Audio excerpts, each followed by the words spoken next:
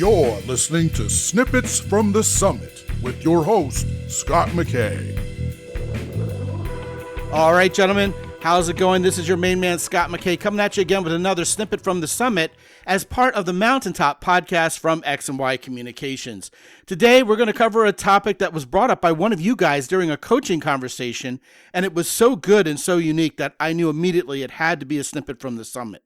Here's what the guy said. He said, I think we as men, figure out what our type of woman is basically in preschool or kindergarten. And I thought that was extremely interesting because we all had a puppy love crush on some little girl in kindergarten. And if we can go back that far and figure out what she looked like and what she acted like, even as a 4 or 5-year-old girl, are we indeed still attracted as adults to the adult version of that type of person? Maybe she's blonde. Maybe she has a cute little line of freckles across her nose. Maybe she had a very quiet, pensive personality. Maybe she was really smart. Maybe she was really giggly and silly. Maybe she was a tomboy. It could be anything. But I think it's worth sitting and thinking, first of all, do we kind of like the same women as we liked when we were really young? I mean, okay, protract it out a little bit. Go to junior high. Go to high school. Those of you guys who had girlfriends in junior high and high school, is the kind of woman you're attracted to nowadays very similar to those kind of girls? And I think this is a great topic following up that snippet from the Summit last time about the culmination of all your girlfriends is the woman of your dreams. And if you haven't listened to that, go ahead and do so before continuing on with this one, because I think it'll illuminate this conversation quite a bit. Here's what I think. I do indeed think we have a quote-unquote type when we're very young. It's like it's within us at some archetypal primal level, the kind of woman we really want to be with, that we're attracted to, her personality, her looks, etc., etc. But here's what I also think.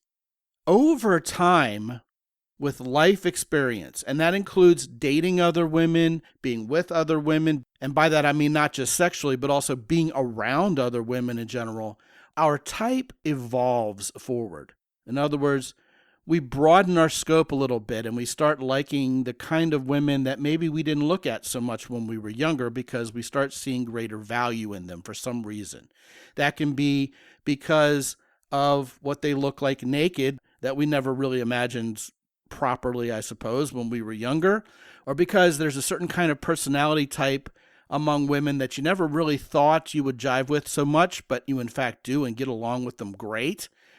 Or you could like taller women, you could like tinier women, you could like women who are a little more confident, and that indeed could be a very real thing as you build your own personal confidence and wherewithal and your skills with women in general. I know that happened for me. I used to like women who maybe were a little shy, and also on the other side of the spectrum, girls who were really kind of giggly and funny and very social and very easy to get to know. You know exactly who I'm talking about. And then there were girls who were super confident, super smart, super sharp, had a laser wit about them, and to me, they were always very intimidating. But as I became more confident with women, and you will too, you may see that those women are the ones you begin relating to better, and they're actually terrific because so many guys are intimidated by them that once you click with them, they're going to adore you back and you're going to be off to the races together. I've seen that happen. In my own life, I've gone from absolutely preferring cute little women with chipmunk cheeks and bright eyes and cute personalities, and I'm a voice guy already. We've talked about that before on this show as well, to liking women who are a little more athletic, a little taller, a little curvier, with sassier personalities. Also women who are more classically of the beautiful type than just the cute type.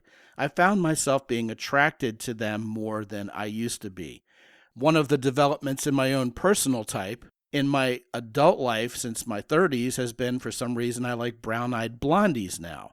And that was never really a consideration when I was younger. So indeed, the crux of the matter here is you probably do have a certain type of woman that is deeply embedded in your soul from a young age, and you'll probably never shake that, nor do you probably want to.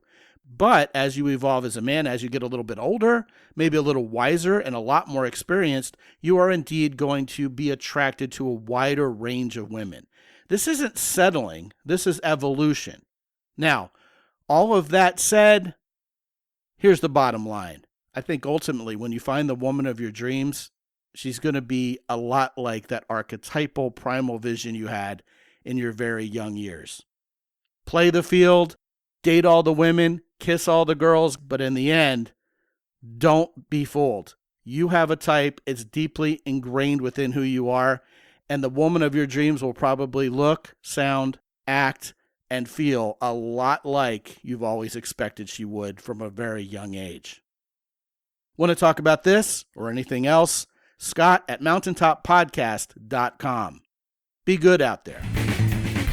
As always, visit mountaintoppodcast.com for more.